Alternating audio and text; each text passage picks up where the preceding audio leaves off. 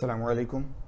Welcome to the tutorial session, the first one of this course on manufacturing processes.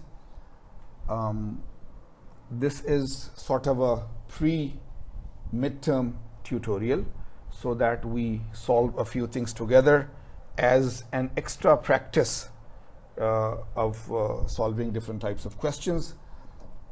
Of course, during the classes, we solve a lot of problems and so on anyhow, but this is just to give you extra practice. Also, in this tutorial session, we will cover the questions of quiz 1 and quiz 2. So this will serve as a practice session as well as you would know the correct solutions of the two quizzes that you have done.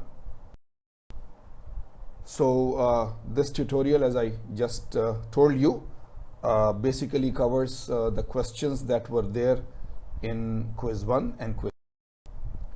So I am taking as question 1A, I could give this any name, some of the multiple choice questions that were covered in quiz 1. Of course, I cannot cover all of them because of the time, so we will cover some of them.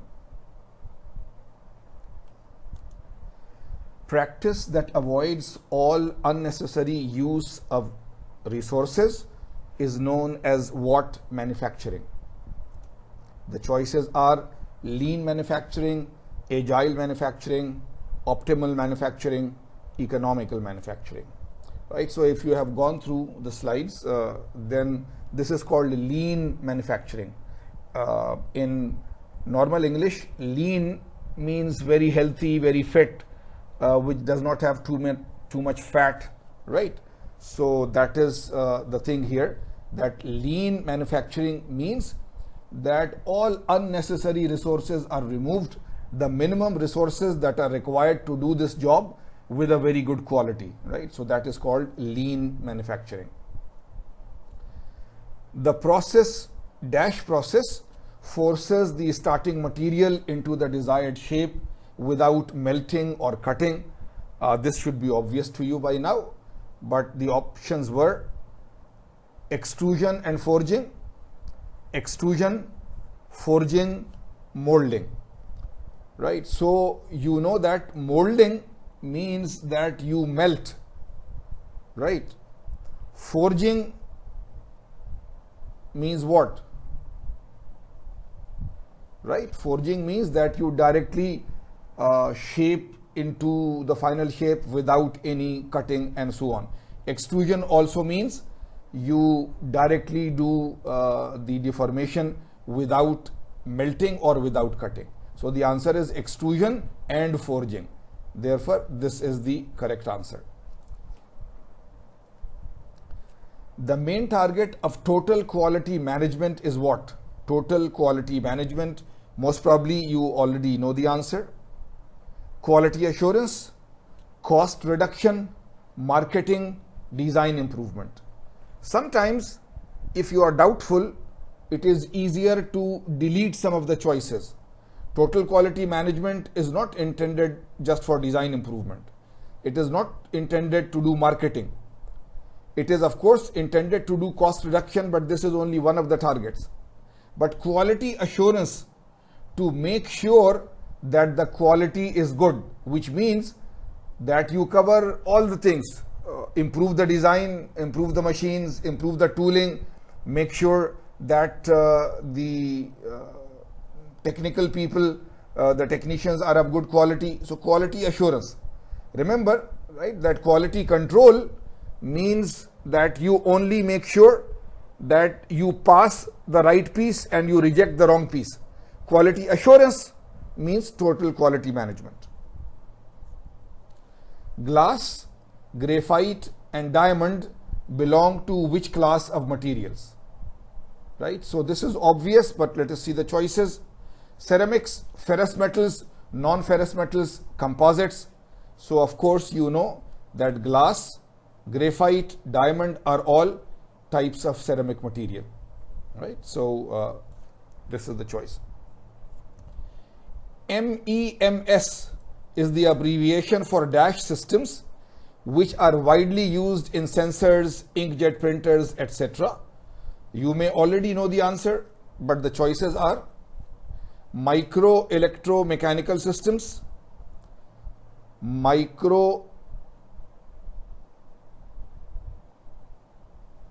so this is a repeat maybe, right? This should read macro electromechanical systems if it is a wrong choice. Metal emission memory systems, mercury electron membrane systems. So you already know that the correct answer is micro electromechanical. So they are electromechanical machines done at micro level, 10 raised to minus 6 meters level, right? So MEMS, right? So I have typed here wrongly. If this was another choice, it would be macro. Macro would mean normal size, but this MEMS is the micro electromechanical systems. Of course, the other choices can fit metal emission memory, MEM, mercury electron membrane, MEM, but these are just fictitious names that I have made up so that you know what is the correct answer. This is the second portion usually of the quiz, where we ask you some true-false questions. Again, in the question bank there would be many others, but we are taking a few of them as an example. Quality assurance means manufacturing that avoids all unnecessary use of resources. It's obviously false. We have just covered in the previous page that lean manufacturing means that type of manufacturing where all unnecessary resources are avoided. Quality assurance does not mean to avoid unnecessary resources, so this is false. If it had been that lean manufacturing is that, then it would have been true. Target of agile manufacturing is to respond quickly to customer needs and market changes and maintaining quality. So this is obviously true.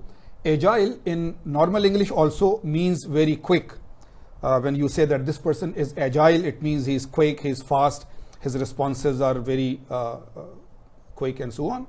So if there is a manufacturing where it responds very quickly to the changes in customer needs, to the changes in the market, and still keep the quality, then it is called agile manufacturing. When the whole factory consists of CNC machines, computer numerical control machines, and robots, the environment is known as flexible manufacturing system. Very true. When there are very few human beings working there, and all of the machines are computerized machines, and most of the work is done by robots, moving parts from one place to the other, welding and so on, like in a big car plant in Japan, right? So this type of a factory, which is almost totally automated and programmed, is called a flexible manufacturing system. So this is true. Very large parts can be easily made on a milling machine. So obviously it is false. You have worked on milling machine, or at least you have seen milling machine in the workshop. The machine has a certain size of the bed, and any part which is larger than the bed you cannot do on the milling machine. So milling machine is not well known for very large size parts. So this is obviously false. Surface grinding is a particulate processing method. It is misleading but false. You see, surface grinding, there is a grinder, and in the grinder there are very small particles and so on. But this is used just to finish the surface. Particulate processing, on the other hand, means that you start with a powder and then you apply pressure and temperature to make the part, like in powder metallurgy. So powder metallurgy or something like that is a particulate processing method, but surface grinding is not a particulate processing method, and therefore it is definitely false. Now we will go to the first question in quiz 1, which was a numerical type of problem. You already know it, but let us read the question. The down screw leading into the runner of a certain mold has a length of 175 millimeter. So the height or length of the sprue is given.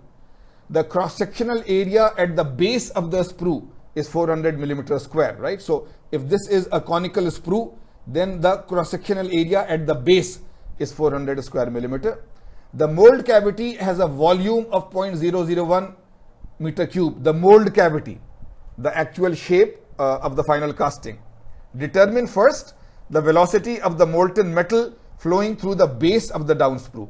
Velocity at the base of the sprue. Number 2, the volume rate of flow. Volume rate of flow. Volume per unit time. And third, the time required to fill the mold cavity. Right? So as I always do, if you have already done it again, if you want to do it again as a practice, that this is a practice session, a tutorial session. So even though you have done it earlier, you can take a pen and pencil and start doing it again. So you note down the knowns, the length or height of the sprue, the area at the base of the sprue, the mold cavity, the volume of the mold cavity. These things are knowns, and this is the velocity. So of course now you have noted down the things and the unknowns, and now you go back to the equations that you have, and it will be not a very difficult problem. So let us see.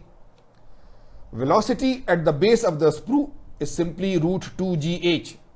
Velocity at the base of the sprue is simply root 2gh, where h is the height of the sprue, right? So this 175 is the height. G is of course 9.8 meter per second, and the 2 is there. I have done this to converted it into millimeters directly so that I can give an answer in millimeters, but you can do it by writing 9.81 meters per second, right, as G. And this 175 is millimeters, so this 175 could be 175 into 10 raised to minus 3. So then it will be all in meters. And of course the root means the power is 0.5. So whatever answer it is there, it is 1853 millimeter per second, or if you divide it by 1000, it will be 1.853 meter per second. So you see, always try to do that write all units which are same. This also in millimeters, this also in millimeters, or this as 9.81 in meter unit and this as 175 into 10 raised to minus 3. So then your answer will be right. So either use everything in the meter scale or everything in the millimeter scale. So this is V is root 2gh, very simply, at the bottom of the sprue. At the bottom of actually any column, at the bottom of any column, this will be the velocity. The second thing was the volume rate of flow. Volume rate of flow, right? Volume rate of flow. So you know this from very old science and other courses that you have done, that volume rate of flow is velocity multiplied by area, and this is there in the chapter also. So it is velocity multiplied by area. So the volume rate of flow is constant. From the top to the bottom, the same amount is flowing. So whether you calculate it at the top or you calculate it at the bottom, it will be the same. So now because you know the velocity at the bottom, so you just multiply it by the area of cross section at the bottom. If the area at the bottom was not known, then you could not solve it. But the area at the base of the sprue, the cross sectional area, is already given, right? So this is also in millimeter, therefore we can use that amount directly, multiply this by this, and you get so much millimeter cube per second. Millimeter cube per second, right? Of course, if again, as I said, if you were doing it as 1.853 meters per second, 1.853 meters per second, then you could directly use 400, it is millimeter a square. So multiply by 10 raised to minus 3 square, right? 1 millimeter is 10 raised to minus 3 meter. You multiply it by 10 raised to minus 3 square, right? So either do that, or so you have this final answer in millimeter cube per second, divide it by 10 raised to 3 square, and you will get as meter per second also.